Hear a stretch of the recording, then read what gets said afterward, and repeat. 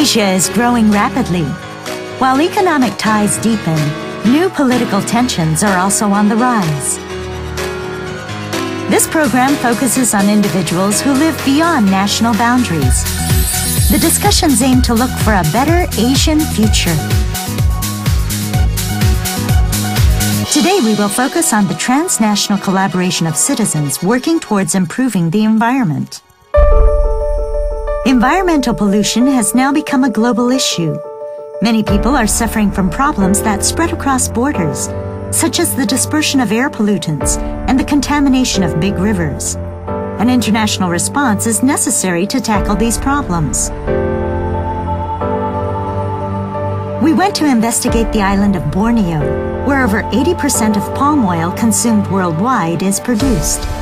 As a result of the expansion of plantations, wildlife habitats are quickly being lost. And in Mongolia, a country with one of the largest uranium deposits in the world, nomadic tribes who live close to the mines are worried about their lives. How should residents face environmental issues that cross national borders? We will listen to the voices of those who are specifically taking action today.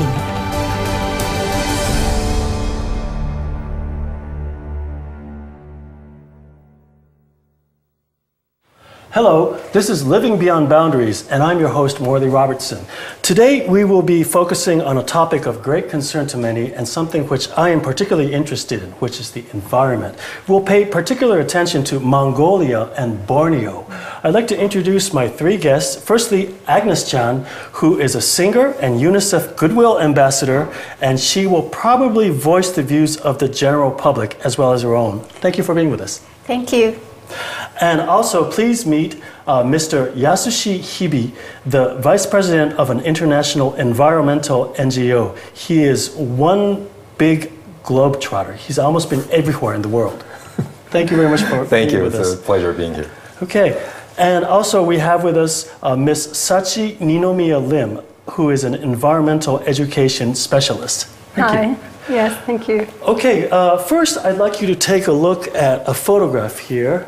And if you can recognize what this is called yellow cake, but it's not food. It's actually roughly refined uranium. They compress it and they enrich the uranium so that it can be further converted into a fuel level. Great issue to be discussed among Japanese citizens nowadays, but you know, there is uranium as its energy source has not been really discussed. It's surprising. Oh, really? Yeah, actually, I was reading a mining interest newspaper that's published in Australia online, and they were talking about how Japan's nuclear power plant restart is going to probably give a boom to their industry. And the whole article was like really optimistically is very different from how it's reported in Japan. Yeah. But uranium can be dangerous for the people who live in the production areas, and these are often produced in remote areas that we don't know. We really go. Yes. Another thing is that do indigenous people live in these zones where they're mining the uranium? Yes, these are often produced in remote areas, very far from the cities, urban areas where indigenous people usually live. And ethnic minorities. What I read in some of the newspapers is that they have discovered a lot of potential in Mongolia. Canada, Kazakhstan, and Australia make up 64% of the world's uranium production. However, it is Mongolia that has the highest rate of estimated uranium reserves. Russia, India, Canada, and France are among countries that mine uranium in Mongolia. China and Japan have also decided to make an investment recently. Competition for Mongolia's uranium is intensifying. But according to the OECD, Mongolia is expected to own uranium reserves that could be extracted with one of the cheapest costs in the world. Here's the reality on the ground. Dornogovi province is located on the southeast of Mongolia. grassy plains stretch out as far as the eye can see. Since the establishment of Mongolia's market economy during the 90s, a French company has been mining uranium here. Mr. Enk Boyanto, who works for an environmental NPO, makes frequent visits from the capital, Ulaanbaatar, in order to investigate the current situation. This is a mining technique known as ISL, which is known to contaminate groundwater.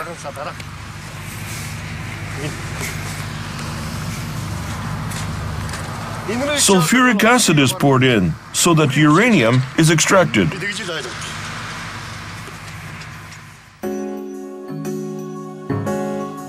In this mining technique, solvents such as sulfuric acid are poured into the mineral deposit deep underground in order to melt the uranium, which is then collected at the ground surface in liquid form.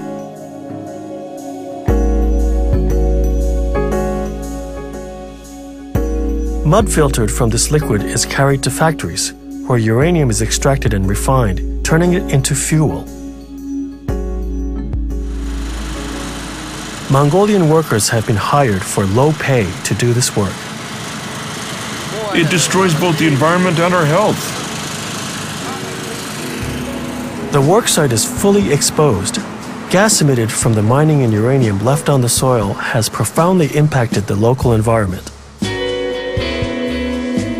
Groundwater pumped up for mining, as well as soil remaining after the process, were all carried by truck and collected in one place. Soil and water containing sulfuric acid and uranium are left behind, fully exposed to the wind. We visited a nomadic group of people that had pitched their tents 7 kilometers away from the mining site. Өрмөнд их ашигладаг. Нэг өрмөнд л хэдэн тонн ч гэлээ ус ашигладаг гэсэн. Тэгээд өдөр шөнөгүй гүний усыг татаж авч байгаа. Энүүнтэй холбоотой хэл гэж бод. Жижиг бол өстой 300-400 тэмээ дотор нь ороо зогсож байгаад баг харагддаггүй байсан. Одоо бол зүгээр нэг тугуул явахад л харагдаж байгаа.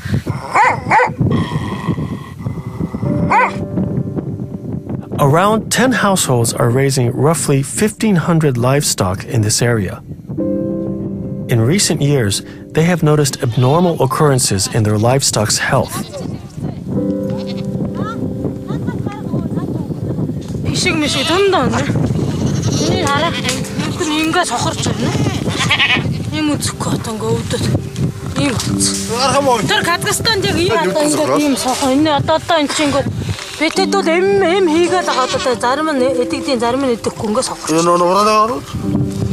Дэлхийн доотлолт зөвч явсанд бишүүлж ирсэн. Тэгэхэд тэр хавар манайхаас бол одоо нэлээд тийм татанхай хулгарын татанхай хорог шиг гарч байсан. Тугуулч бас 93 тугуулгүй бас л тийм сонин болцоод тугуул гараад өгч байсан. Last year, 64 livestock animals were born deformed in this area. It is frequent that lambs are born unable to walk.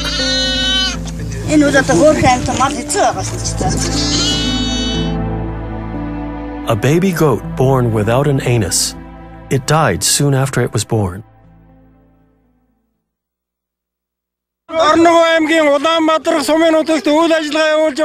In Mongolia, citizens have started to campaign against uranium mining. Шарнунтаг олборлох, хөрөнгө оруулалт хийх нэрээр хямд төсвөр түүхэн эдийн бааз болгон хувиргах орлогоо зогсоохыг бид хатуу шаардж байна. Хатуу шаардж байна.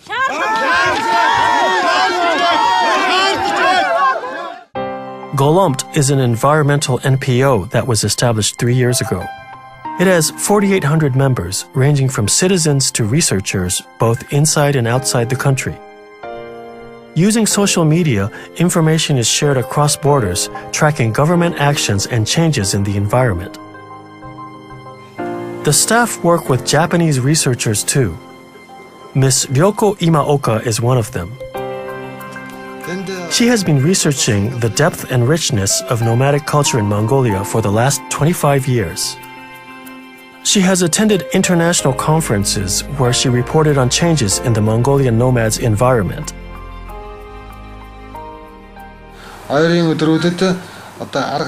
We are currently working on coming up with effective measures to stop uranium mining as soon as possible. If you have any ideas or suggestions, please share it with us. Of course.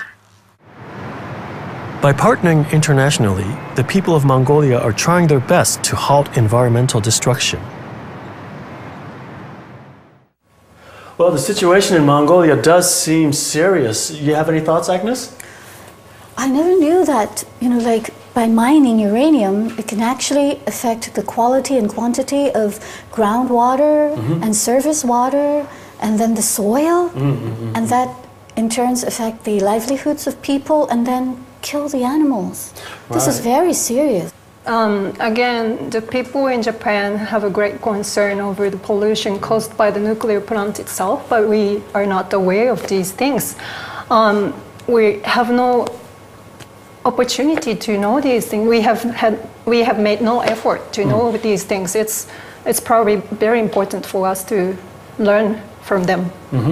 Well, it's definitely very serious. I think it also makes it very difficult, the issue very difficult, because it's very, I assume it's very difficult to kind of make the linkage between the things that are happening. Cause and effect. Yeah, cause and effect. It's very hard to substantiate. And I can foresee an uphill battle in court in case it ever goes to legal issue. Okay, we are now connected with Ms. Ryoko Imaoka, who made an appearance in the report. Hello, Ms. Imaoka. Hello. Are there many organizations that are working for environmental protection? The anti-nuclear movement is quite big, and there are 7 to 8 organizations. In the background, all over Mongolia, there are around 700 organizations that are working for environmental protection. 700 in Mongolia alone? That's right. Many of them are working for the protection of small streams and rivers. In the midst of the rapid advance of mining development, nomadic people are taking action in various ways for the environment in order to protect their lives and the land. It gives us great hope to hear that there are 700 civil organizations that are working for environmental protection. In your opinion, how much influence can those civil organizations actually have in the midst of various economical and political interests and relationships? There is one large organization that brings the rest together. They have succeeded in stopping the development of 150 mines up until now.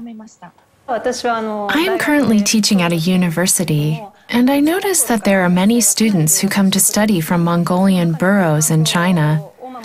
Many of them say they want to return to their homeland and work for environmental protection. I always feel that they have a strong passion to protect and preserve their traditional way of life as nomadic people. Perhaps Mongolian people carry a sense of pride in their tradition and culture, thus cultivating a sense of independence? Is there a cultural basis for their spirit of living actively and independently? Yes, nomadic people share a certain belief that one should never dig into the earth. It is their value to ensure that their future children can also live on the land for generations to come. And that is why they go as far as living a nomadic life, moving on in order to protect the land from being damaged. Even today, a quarter of the working population are nomads. And most of Mongolia, 90% of the land, is used for nomadic farming. So this way of thinking is very strong in Mongolia. And I think that is what forms the basis of their environmental movements as well. I also hear that you visited uranium mining sites in Mongolia. It's not covered or fenced off or anything. It seemed like anybody could go in there. Is the Mongolian government doing anything about this? Yes, government workers from the Nuclear Energy Agency have gone to measure the levels of radioactivity around mining sites. They have admitted that the level is quite high around the remnant soil, but their conclusion was that it's not harmful for health. Although it's possible that the groundwater in the affected regions is contaminated, the nomads refuse to move. If they move, development will progress, and there is a fear of a nuclear waste repository being built there. Therefore, in order to prevent any more development, the people protest with not a sit-in, but a live-in. So they are making themselves into human shields. That's right. They're living with cattle there. 50% of Mongolia's industrial income is generated from these mines. And apparently, 40% of their export income consists of uranium. Taking such reality into consideration, it seems extremely difficult for them to stop mining. What do you think of that? In my view, they keep mining because there are buyers. It's the international society and Japan that is causing them to mine. I see. I would imagine that there are limits to independent civil movements in Mongolia where democratization has taken place only recently. Are there any plans on partnering with people overseas, say NGOs from around the world? Yes, little by little, they're starting to connect with India and the Native Americans in the United States. Most recently, I presented what is happening in Mongolia at a biodiversity conference, COP12, that was held in Korea. So we're looking at possibilities of civil actions by people like you and your partners having impact on governments and corporations. The reason why I started facing this issue is that when I went to Fukushima as a volunteer, and the problem of nuclear waste disposal in Mongolia was exposed by the media, people in Fukushima encouraged me, saying that they can deal with Fukushima, and I, as a researcher of Mongolia, should go and work with the problems in Mongolia. The people of Fukushima really understand what Mongolian people are going through, and I hope there will be more people who are able to think about nuclear problems beyond national borders as something that matters to them. In the midst of global political and economical interests and relationships, it must be a huge challenge to work towards changing this situation. However, like Minamata, the only way to make change happen is for the people who truly understand the situation on site to take action themselves and open up new possibilities. That is where the hope lies. I think what you are doing, Ms. Imaoka, is very valuable. Thank you very much, Ms. Imaoka. Thank you. Mongolia is expected to contain one of the largest reserves of uranium ore. As a political system, it's a democracy, but not so transparent from the outside. The cost of mining uranium is very cheap so far, and also it has a low population, and all these conditions work together to pose a very attractive portfolio for international mining interests. Yes. But it also does seem to spell a formula for disaster. Agnes, what do you think? I think we actually have a lot of responsibility for this because we live in cities. We are actually using, the power that they are providing. Yeah. So we have to feel responsible for this, and we have to really understand the issues and to really voice our opinions openly. Mr. Hibi, what can an NGO do to, make this whole situation better? Well, I think there's a lot of things that the NGOs can do. Of course, one, for international NGOs, can really support the local NGOs. I assume that many of the local NGOs don't have funding capacity, like technical capacity or even organizational management capacity, advocacy experiences. All these, there are many international NGOs has already done that, who can provide support to local NGOs. So that's one thing that the NGO sectors could do. Okay. Second, I think to really kind of work together across internationally. It doesn't just have to be the Mongolian NGOs that are working on this issue, obviously. It's a global issue. Agnes-san, you just mentioned that it's not just the issue on the ground at the production site, but it's also the responsibility of those who are actually benefiting in terms of power production and all on the other side of the equation. So everybody's sharing responsibilities together. Exactly. First of all, I think the most important thing that we need is knowledge. Yeah. By knowledge, I mean scientific data. Like, okay, they're digging up uranium. What's wrong with that? Then we have to prove to them what's wrong with that.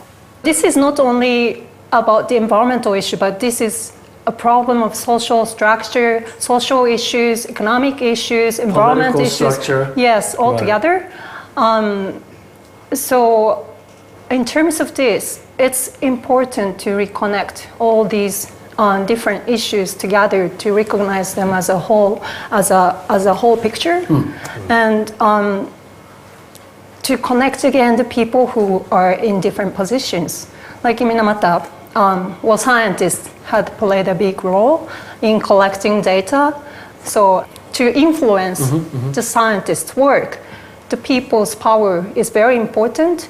People need to be connected to focus on the issue as a whole picture and tell that to the scientists and to the government, to the big power. What can the common people do? The common people, most important thing that we must do is to learn about this. First of all, you have to know about it. You know, if you don't know anything, you cannot make a good choice. In some communities in Japan, the local production and consumption of energy has become a big movement. And some communities are trying to establish their own micro hydro generation. Yes, power. hydro generation power or on bioenergy production, bio power plant. So it's about deciding how we live. Then actually what Japan's now doing is compensating the electricity with coal-fired power plants, which obviously we all know it's going to add CO2. Exactly. And also exploit people working in the coal mine. Exactly. and then if climate change accelerates, then what's going to happen to the people of Mongolia who deeply depend on natural land? So it's not simple. If you do this, it goes that way. If you do that, it goes the other. It's not that simple. Okay. So we need to really. According to my limited knowledge, we actually have a plan B for energy. We have natural energy. You see, which is cost you more in the future. We have to decide that. Yes. So if for issues that we don't have a plan B, don't have an alternative, I don't think we have a say. But now we have an alternative. So we should push that. We should buy clean energy, and we want to demand that. That, in the end, will probably help people in Mongolia. Yeah, exactly. As you've just seen and heard, Mongolia has many big issues. But now I'd like to move the agenda along to a case where NGOs work across national borders and they're getting concrete results. First, please take a look at this exhibit. Agnes, are there things that you have or have not used from here in the past week or so? I think, besides this one. Okay, I had a feeling you won't do this. I don't eat this one, but everything else I think I have it in my house. Moisture cream, shampoo. Moisture cream, yes. Right. Detergents and potato chips. Nice raisin bread. Chocolate. Oh, that's wonderful. Yeah, chocolate. I can't stay away from that. Well, anyway, all of these, there's a common ingredient called palm oil. Palm oil. A lot of it is made in Southeast Asia, and please take a look at our video introducing palm oil. Borneo is an island covered with rainforest. It is one of the most biodiverse places on Earth. Many endemic species can only be found on this island, and the discovery of new species continues to this day.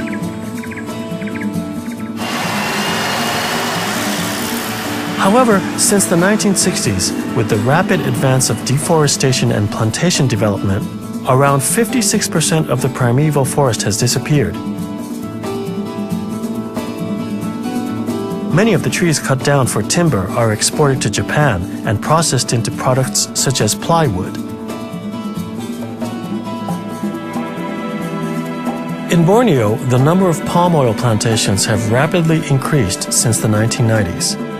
This oil, which is harvested from the fruit of oil palm trees, known as palm oil, is exported worldwide to locations such as India, China, EU, and Japan.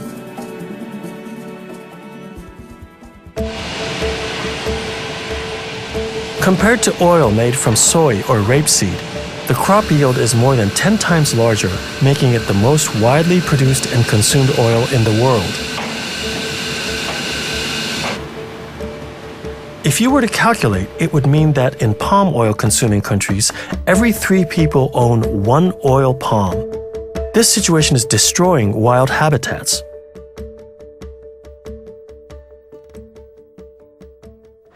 This is a facility for the protection of orangutans located in the northeast of Borneo Island. As a result of deforestation and plantation development, many orangutans have lost their habitat or have become separated from their mothers.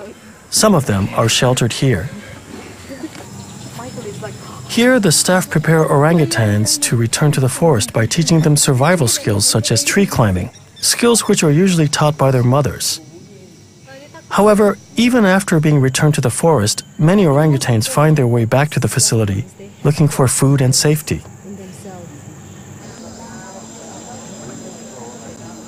The Bornean orangutan is now registered as an endangered species.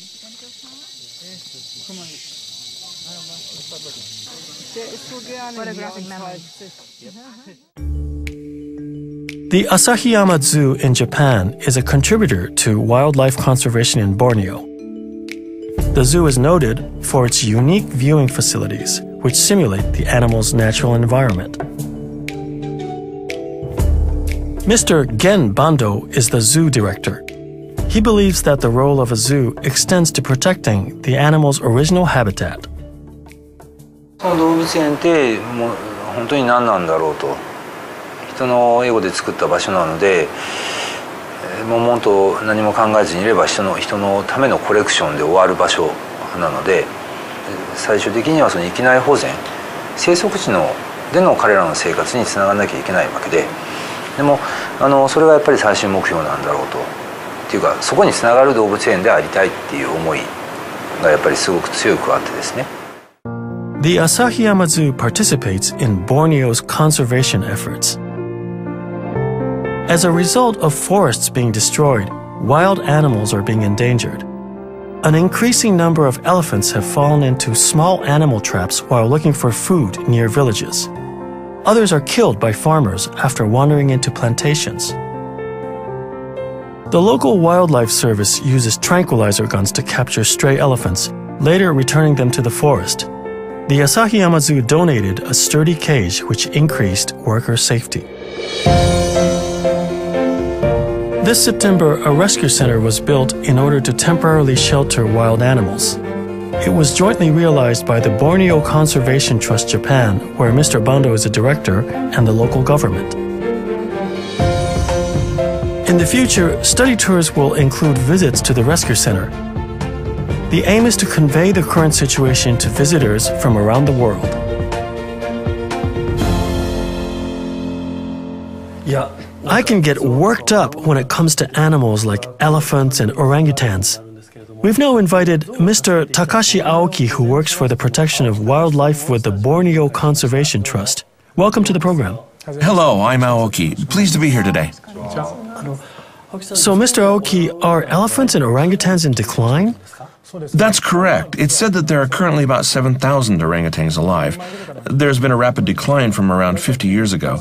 Compared to the number a century ago, some figures say that 95% of them have disappeared. There are about 1,500 elephants alive. Some figures say that that number is also lower than half of that 70 years ago.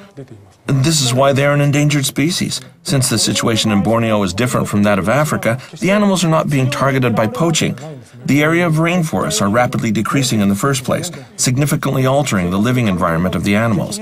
The number of animals is proportionally decreasing with the number of rainforests. Since the 1950s until today, approximately 56% of Borneo's rainforests have been lost. The Borneo Conservation Trust Japan is working to conserve forests in the area surrounding the Kinabatangan River, located in the northeast of the island. If you look closely, there are blue numbers lined up. That is the Kinabatangan River. That area was identified as having a high biodiversity, and therefore the government focused on planting a lot of forest reserve around there. The light green color is marking nature reserves. I see. So those are marked as places where one can't cut down trees. That's right. And the light brown area, above and below, are all plantations. Oh, wow. Now that's gone too far. Originally, 40 years ago, that was all forest. It's like these nature reserve forests floating like an island in the sea of plantations. It seems like so few. So scattered and discontinuous. Just as you say, the point is that it is scattered. When animals become trapped in small scattered forests, they cannot get out, and it is difficult to continue living in there. Our mission is to connect the rainforest like a corridor. This idea of connecting forests like a corridor is called the Green Corridor Project. In the case of the dark green areas, some remain as rainforests, and others have already become plantations. We buy the property of the dark green areas, and if it is a rainforest, we preserve it as is. If it is a plantation, we plant trees there and bring it back to a forest. This way, a long, thin forest can be created, making it possible for animals to inhabit. I think it's a wonderful approach. But let me take a step back and ask, why should the Japanese get involved in conserving orangutans and elephants in Borneo? Palm oil has become something necessary in the lives of Japanese people, or rather, the people of the world. Japan is a developed country that has reached its goal at a tremendous speed. The reason we can buy safe, convenient, and tasty food cheaply is also because of the palm oil produced in Borneo. If you think about that, I feel that as citizens of an advanced country that has finished developing, we need to act responsibly. What is happening in Borneo is not something that is happening in a southern island far away, but is deeply connected to our daily life. In Japan, we have the means, the technology, and the money necessary to help those people. Then why not reach out to them? From this notion, we started to take action. A symposium on environmental conservation in Borneo was held in November. The symposium was hosted by the Borneo Conservation Trust Japan. The trust cooperates with a sister organization in Malaysia. From the Japanese side, corporations that use palm oil in the manufacture of food, detergent, and cosmetic products, as well as concerned citizens, attended the meeting.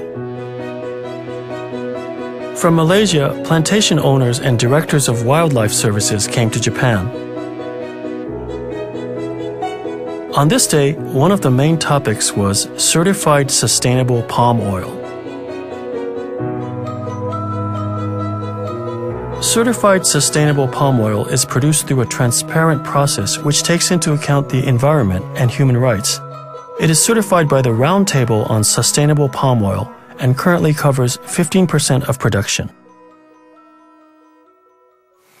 We understand this to mean that our customers demand us to have a sustainable approach to support biodiversity. We are committed to full RSPO and IACC certification for up to 3 million tons of crude palm oil by 2017. We will continue our study tour with the BC Japan. We'll be expecting more supporters to go there and see for yourself how we conduct our project there. You are most welcome. Too many people who only worry about the price when buying things and do not care about the process in which they were made. This way, people will be contributing to environmental destruction unknowingly.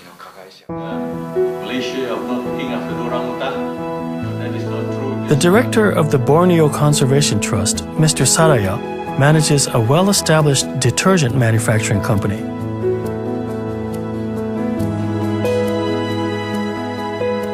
For 60 years, Mr. Saraya's company has been producing disinfectant solutions, shampoos, and detergents for the kitchen and laundry.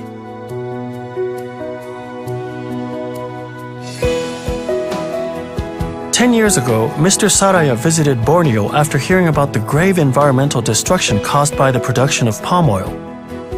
He then participated in starting up the Borneo Conservation Trust. he investigated realities on the ground and became active in conservation. Currently, he has switched over to using certified sustainable palm oil for production. He also donates 1% of sales to local environmental causes. 最初お客さんばっかり見て商売してたんですけど、やっぱり後ろを見ればそういうね生物多様性の問題があったんで、これを皆さんにもっと伝えることが一つのね我々の役割で、でもってお客さんがやっぱり寄付していただいてますのでね、1% ってそうじゃないですか。買っていただいたものの 1% なんで、だからそのお客さんにも参加していただいて、ただし我々も責任があってちゃんと運用できてますかとか。Environmental awareness regarding palm oil is spreading among both consumers and producers. Hopefully, this awareness will gradually improve the situation. To begin with, not many Japanese consumers are aware that palm oil is being used in things that they buy. I didn't know either. Is it written down? For example, if you bought a bar of chocolate in Japan, would it mention palm oil on the back of the package? Usually they would have it written as plant oil. That's quite unspecific. That's right. It could be palm oil, but it could also be something else. It's very vague. Yes, well, a few considerate companies write it down honestly as palm oil. And what is this certified palm oil? To begin with, there's an agency that gives out certifications. This agency has decided on strict rules, which we refer to as the 8 principles and 43 criterions. For instance, in the inevitable event where a new plantation has to be built, one is forbidden to cut down primeval forests where there is much wildlife, not to use fire when cutting down trees, and so on. There are various criterions, and when they are all fulfilled, this plantation can be certified and their oil will be considered sustainable palm oil. That is how the system works. Are there more of such ways of producing palm oil? More of those certifications? Yes, little by little they are increasing, but it's still around 15% of the total. Is this system only between Malaysia and Japan? No, this is a global thing. There are European companies as well as American ones that are participating. The European firms are usually the main driving force. Large global companies can have more of an impact. What about the producers? Are there participants from places other than Malaysia? Yes, there are participants from Indonesia too. And regarding high volumes of consumption, of course, Japan uses a lot. But there are emerging countries like India and China where the middle-class populations are growing by the hundreds of millions. Global population growth will also translate into using more palm oil. What are your thoughts when you look at this trend, Mr. Hibi? What you just mentioned about the emerging economies being the reason behind the rising consumption rate shows that this issue is a different structure than what we used to have, which was developed nations exploiting resources from developing countries. So India and China, in the least their middle classes, will consume on a par with developed countries. That's right. Palm oil isn't a luxury item, so wherever there's a large population, there will also be a high consumption rate. Not to oversimplify, but will it help if I stopped eating instant noodles because I feel so bad about what's happening to orangutans in the rainforest? If everyone in the world thought the same and all the instant noodle companies in the world went bankrupt... Yeah, that is, if we all boycott instant noodles. The reason is it's cheap to make. Compared to other types of oil, so much more can be made for so little cost, which means companies value this as a cost-effective factor in their business. If palm oil ceased to exist, they would have to use something else instead, making instant noodles using soybean oil, for example, or something else. But the cost would be higher. On the other hand, as you said earlier, palm oil has a really good crop yield per area. So it is very stable and reasonable. If you look at it that way, it's a dreamlike substance. It's great news for poor people, but... Just quitting palm oil is probably not going to solve the problem. Even if palm oil ceases to exist, the people of Borneo must continue with some kind of economic activity. So depending on what takes its place, it may not solve the problem of deforestation. With no easy solution in sight, the discussion will have to continue. from mining uranium ore in Mongolia to the forest, the rainforests of Borneo, we've spanned over a vast variety of issues today. You know, it really sounds like a vicious cycle that's almost, well, maybe it's already gone out of control. Yeah. And now, if you come back and think of how the developing countries are going to develop, most of the people are now going to be moving into the cities, right, out of agricultural right, land. Exactly. Yes. So that's going to happen again. You know, people in developing countries who move into the city, exactly, they want furniture, they want junk food, and who don't really see what's happening at the source. So it's a very, very complicated. Is there any way out of this, Agnes? Well, one thing is we have the knowledge now. Yeah. Okay. That is much better than like maybe 10 years ago, 20 years ago, 50 years ago. Now we have the knowledge and we have the communication network. We have the internet, we have all these channels that we can voice our voices and also get to know about the issues. I'm an environmental educator, and environmental educators have been trying to develop people's awareness, provide knowledge, information, but we are realizing that doesn't change. That doesn't change the whole system. It's not sufficient. The knowledge and awareness is not sufficient by itself for people to take actual action, move. And the governmental role comes into this because the system has to change at the same time with the personal change of awareness and knowledge. Next step, very important step, is lobbying. Because you would be so surprised that a lot of politicians are not very well informed. They only know the things that they need to deal with every day. If there's something bigger, an issue out there, some of them just doesn't know about it. They don't know about it. So like UNICEF, I'm an ambassador for UNICEF, what we do is we do not have the presumption that the government is bad. Okay. Okay. So you're not working against the government. No, we're not working You're working against with them. them. We're working with them. We believe that the government wants good, as good as we do. So what we do is we provide information, we go and lobby, we set up committees, we build networks with the government, with the police, with the NGOs, and put them all together, and then let them be part of us. And somehow, in many, many countries, we were able to implement a lot of new laws that's beneficial for children. I think environmental issues are the same. We have to involve the government, we believe in their goodwill, we think that they will work for us.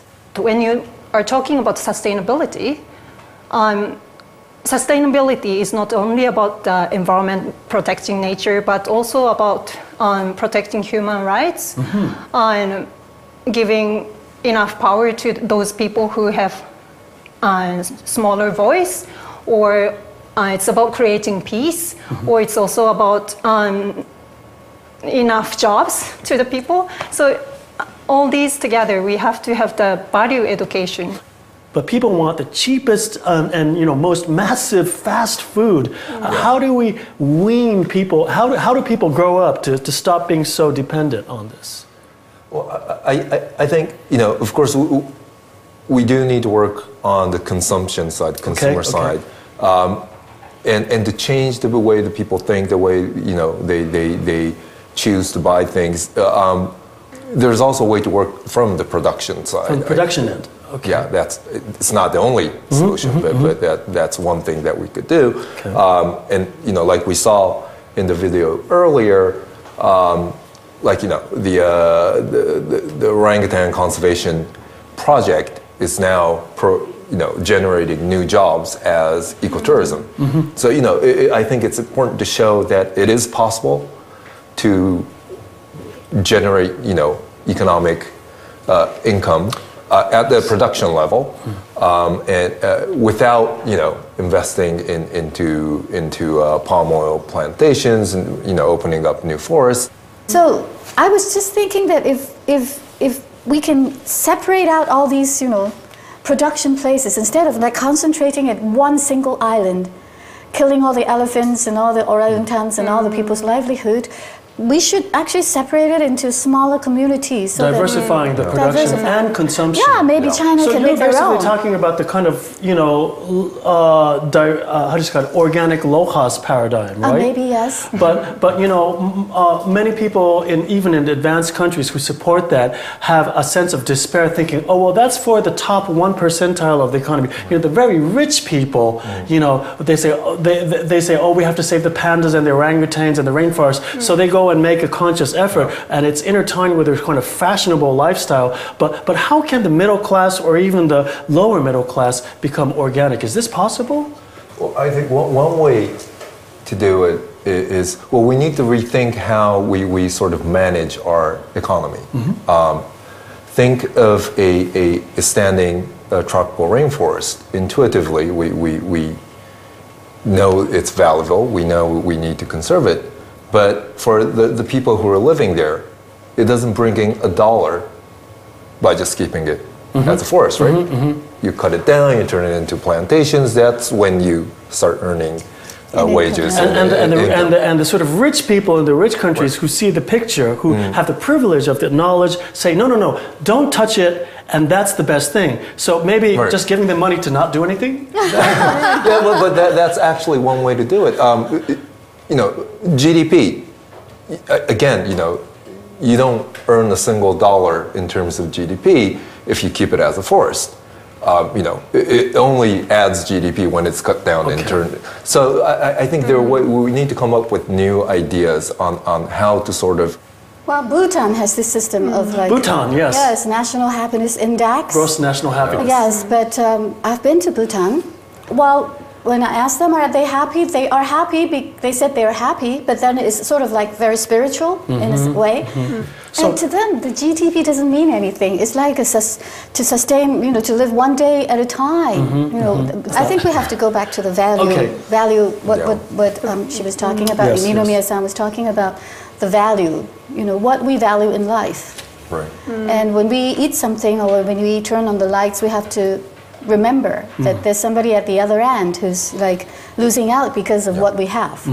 And yes, when we go to the convenience store, we want everything, but do we really need that?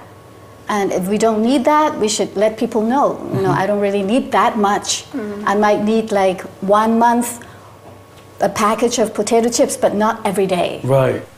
And in addition to developing those values that support sustainability, what we need to do on the next step is to empower people to make action, to make their own decision based on their own values and make an actual move.